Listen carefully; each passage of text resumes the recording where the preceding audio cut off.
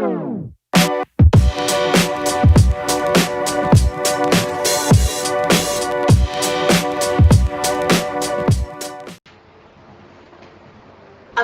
warahmatullahi wabarakatuh.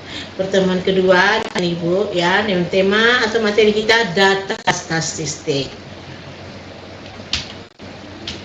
Kita lihat dulu apakah itu data ya. Kita bertanya, apakah data itu? Data adalah sesuatu yang diketahui atau dianggap meskipun belum tentu benar. Data dapat digunakan untuk menggambarkan suatu keadaan atau persoalan.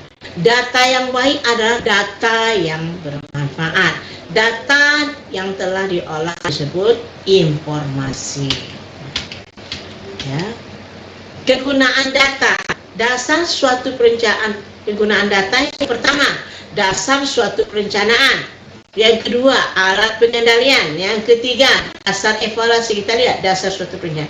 Dasar suatu perencanaan bertujuan agar perencanaan sesuai dengan kemampuan supaya dapat dihindari perencanaan yang sulit untuk dilaksanakan atau ambisius. Sebagai alat pengendalian bertujuan agar bisa diketahui dengan segera kesalahan atau penyimpangan yang terjadi sehingga dapat segera diperbaiki atau dikoreksi.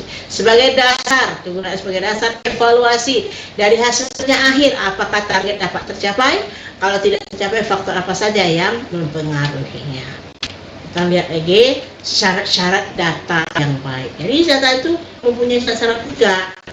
Syarat yang baik pertama harus objektif.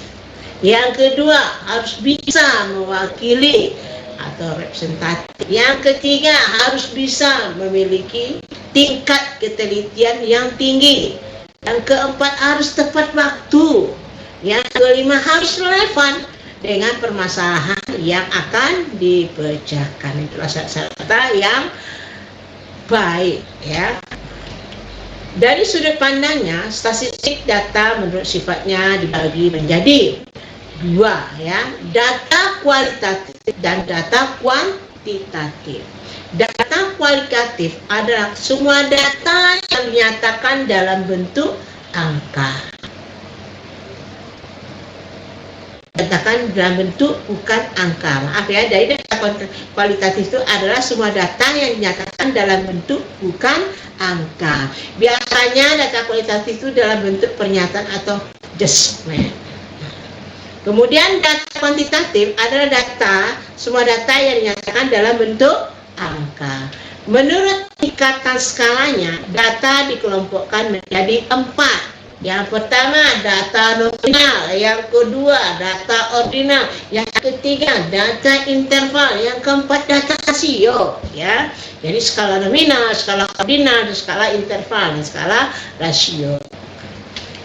Data sekarang kita lihat pengertiannya satu-satu. Apa itu data nominal? Data nominal ya adalah data yang hanya digunakan untuk kategorisasi atau memberi nama saja untuk membedakan. Misal jenis kelamin, pria diberi skor 1 dan wanita diberi skor 2. Departemen dan perusahaan, pemasaran diberi skor 1, produksi diberi skor 2, kemudian keuangan diberi skor 3, SDM diberi skor. Jadi untuk membedakannya saja gitu ya.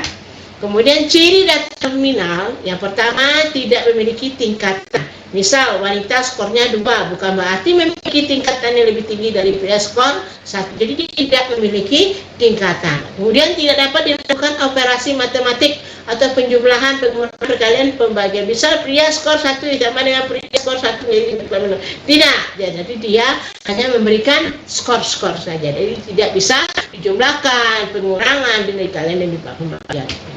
Kemudian data ordinal adalah data yang digunakan untuk dapat membedakan serta sudah dapat digunakan untuk menunjukkan tingkatan. Misal, tanggapan tentang satu rencana, perubahan peraturan, sangat setuju, skor 4, setuju, skor 3, tidak setuju, skor 2, sangat tidak setuju, skornya 1. Kinerja seorang karyawan sangat baik, skornya 5, baik, skornya 4, cukup baik, skornya 3, tidak baik, skornya 2, sangat. Tuh, jadi dia memberikan skor-skor. Jadi tanggapan suatu rencana perubahan peraturan. Ciri-ciri data ini dia mempunyai ciri-ciri juga, ya. Ciri-ciri data order pertama memiliki tingkatan. Yang kedua, jarak atau interval antara tingkatan yang satu dengan yang lainnya belum jelas. Yang tiga, tidak dapat dilakukan operasi matematik. Kemudian data interval. Data interval adalah data yang dapat digunakan untuk membedakan dan menunjukkan tingkatan mempunyai jarak atau interval yang sudah pasti tetapi belum memiliki nilai nol yang mutlak. Misal, temperatur udara suhunya 0 derajat Celcius, 25 derajat Fahrenheit dan 100 derajat Celcius. Waktu dalam jam 00 sampai 0, jam 4:00 ya. Itu dia misalnya. Kemudian ciri data interval menunjukkan tingkatan dengan selisih antara tingkatan sudah jelas. Dapat dilakukan operasi matematik, tidak memiliki nol yang misalnya 0 dengan 10. Nah, itu ada pasti apa rentangnya gitu.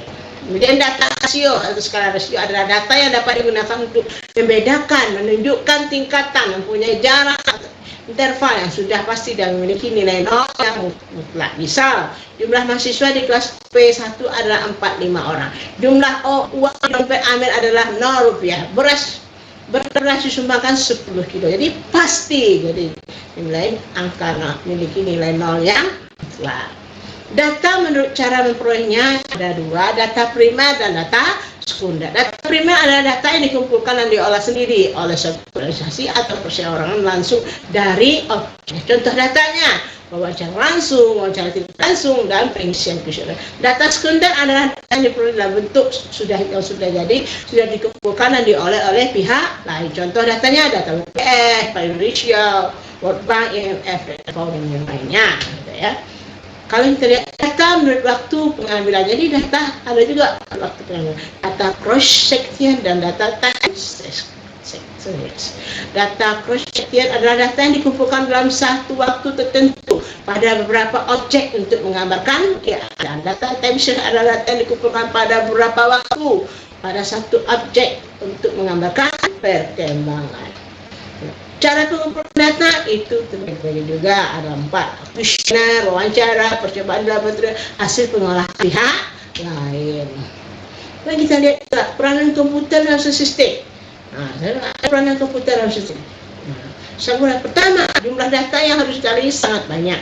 Proses pengolahan data dilakukan berulang-ulang. 3. Proses yang bersifat kompleks. 4. Berapa program komputer dapat digunakan untuk analisis data dalam proses Excel, SPSS, Mitar, Amos, dan sebagainya. Sekarang ada soal tugas Anda ya, ini Anda kerjakan ya, ada 1, kemudian dikirimkan nanti ke WA Ibu ya. Nah, itu ya soalnya. Hanya itulah. Sekian dan terima kasih.